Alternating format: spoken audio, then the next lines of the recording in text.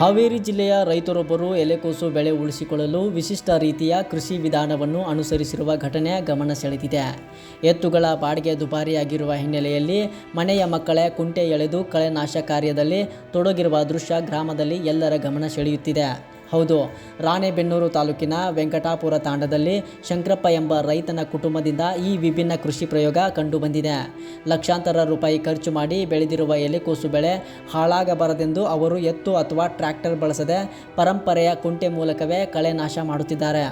ಎತ್ತುಗಳ ಬಾಡಿಗೆ ದುಬಾರಿಯಾಗಿರುವ ಹಿನ್ನೆಲೆಯಲ್ಲಿ ರೈತರು ವೆಚ್ಚವನ್ನು ಕಡಿಮೆ ಮಾಡಲು ಈ ರೀತಿಯ ವಿಧಾನವನ್ನು ಅನುಸರಿಸುತ್ತಿದ್ದಾರೆ. ಈ ಕಾರ್ಯದಲ್ಲಿ ಶಂಕರಪ್ಪ ಅವರ ಪುತ್ರರಾದ ನಿಂಗರಾಜ್ ಮತ್ತು ಪ್ರವೀಣ್ ಸಹ ತಂದೆಗೆ ಸಾಥ್ ನೀಡುತ್ತಿದ್ದಾರೆ.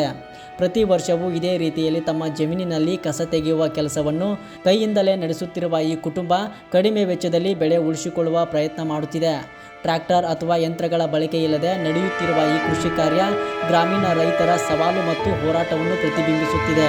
ಒಟ್ಟಿನಲ್ಲಿ ಹೆಚ್ಚುತ್ತಿರುವ ಕೃಷಿ ವೆಚ್ಚದ ನಡುವೆ ಶ್ರಮ ಮತ್ತು ಕುಟುಂಬದ ಸಹಕಾರದ ಮೂಲಕ ಬೆಳೆ ಉಳಿಸಿಕೊಳ್ಳುತ್ತಿರುವ ಈ ರೈತನ ಕತೆ ಸ್ಥಳೀಯವಾಗಿ ಗಮನ ಸೆಳೆಯುತ್ತಿದೆ.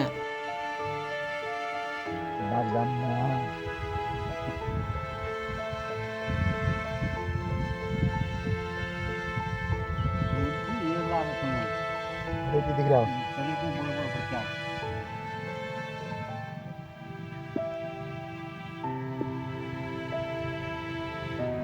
अब करोगे कौन काम अब 5,000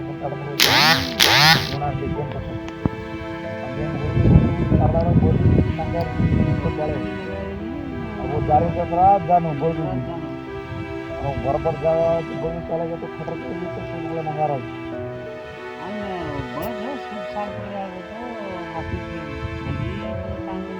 है वो नहीं याद वो ये खोजे नहीं कभी खुना लेते